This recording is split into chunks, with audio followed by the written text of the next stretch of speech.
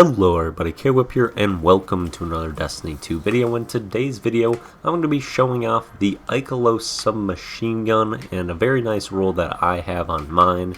And I'll be talking about the weapon a little bit and why it's surprisingly pretty solid and good as far as SMGs go. Because SMGs, specifically on console, are not in a very good spot, and they leave a lot to be desired. But this one is actually pretty nice and a nice change of pace from a lot of the submachine guns in its archetype. And especially with the perks that I got on mine, it covered up a lot of its usual weaknesses. Or at least one of the main ones, which I'll touch on. So let me just show you the roll that's on my specific weapon so you know what I'm working with throughout the video. So for the first perk, I have either Vorpal Weapon or Disruption Break. I'm choosing to go with the Vorpal Weapon because I like being able to shut down supers. They are one of my least favorite parts of the game, honestly, supers. So I like being able to shut those down and trying to do a little bit of extra damage to them.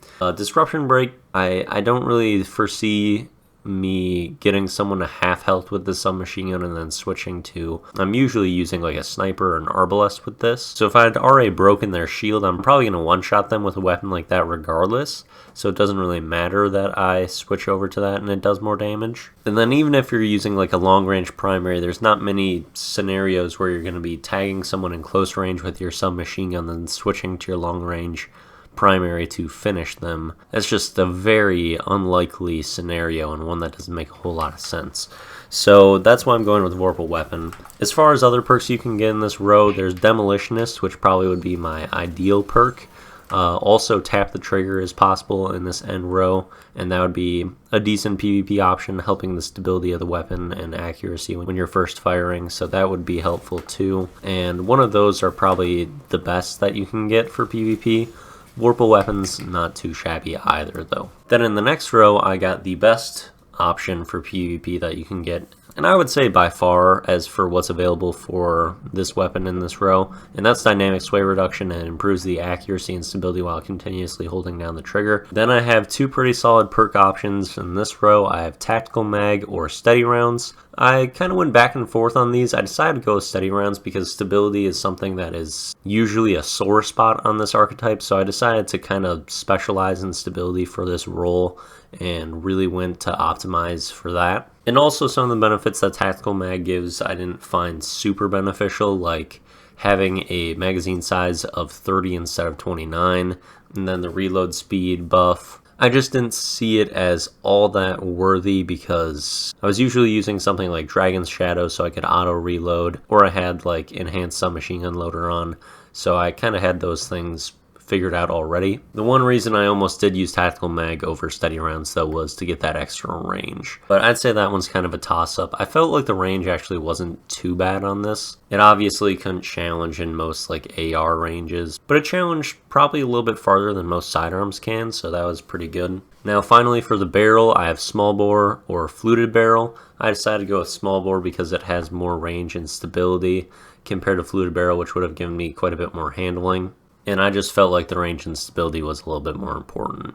Then I have a Stability Masterwork, so another thing that is bumping that up. So I've got four things that are bumping the stability to my weapon, and it really is noticeable. This thing is quite controllable. And then finally for my mod, I put an Icarus Grip mod on because I play in the air a lot, and I felt like this was helping my accuracy in the middle of the air, which, I mean, it does. And the other things I would have done would have been Counterbalance Stock, which I didn't feel like I need because I had so much stability already, or Backup Mag, but Backup Mag adds, 3 bullets, which is an absolute joke. It's the same amount of bullets you get for like a hand cannon, and I don't understand why Backup Mag is so weak for submachine guns when it can be pretty helpful on other types of weapons, but submachine guns, it doesn't even give you enough to get like even close to another kill. So that's a problem in my opinion.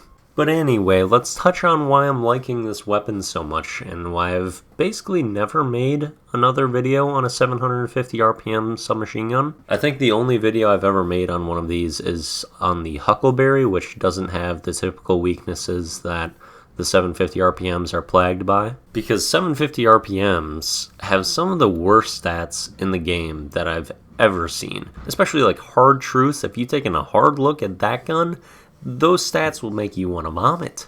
Like, it's got 45 range, 15 stability, 28 reload speed. The thing is so bad. Statistically, the thing is just awful. Then you can say basically the same thing for that winter version of Hard Truths that they came out with, the Cold Front, because that thing has 16 stability, 46 range, 27 reload speed. And if you're a console player, both these weapons are really quite uncontrollable and just very, very inconsistent. So each time I've sampled one of these 750 RPMs, I've been wildly disappointed. But this one's different. It's better statistically in like almost every way compared to the weapons I just mentioned. Its base range is 54, base stability 39, which is over double the other ones. Base handling of 73, which was better, and base reload speed of 32. So its stats are significantly better, and then it's got some good perks like steady rounds that can really bump up the stability.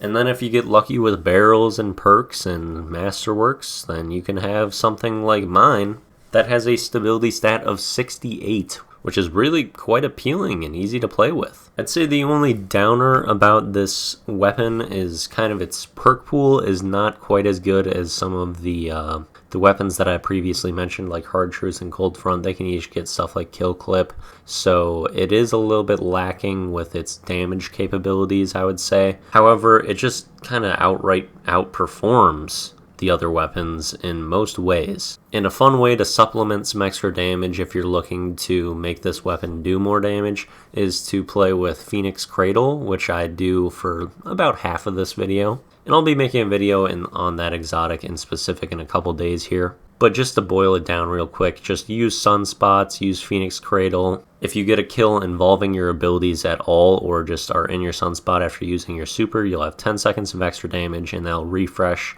each time you kill someone and walk in your Sunspot again. And that's something that has fantastic potential for helping you go on streaks and just continue to edge people out in gunfights. So I like that because I couldn't get Kill Clip or Rampage on a weapon like this. But yeah, that's going to be basically everything I have to say about the Ikelos submachine gun. I think most people think of this as more of a PvE weapon, which really it probably is. But I just wanted to point out that it does have some things that are promising in the realm of PvP, and just shed some light on that because I haven't really seen many people talking about it. Now I'm just going to leave you with a couple extra highlights that I got using the weapon. I hope you enjoy that. Thanks for watching, and see you later. This guy is everywhere, but dead. Nice little shot there. Eee! This guy's on the move. See ya, sucker. He's gonna peek. Easy. I'm dead. Maybe not. Oh! How do we live?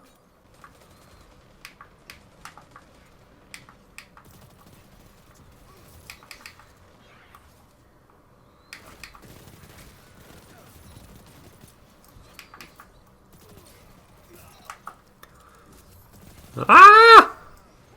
Dang it. Potato. Make some mushrooms, stick them in a stew.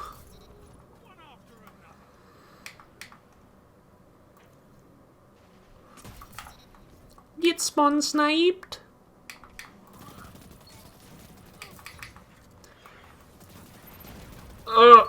Don't kill me. Yes. Oh, I'll take that trade. My shots were a little shaky at the beginning, so I'll take it.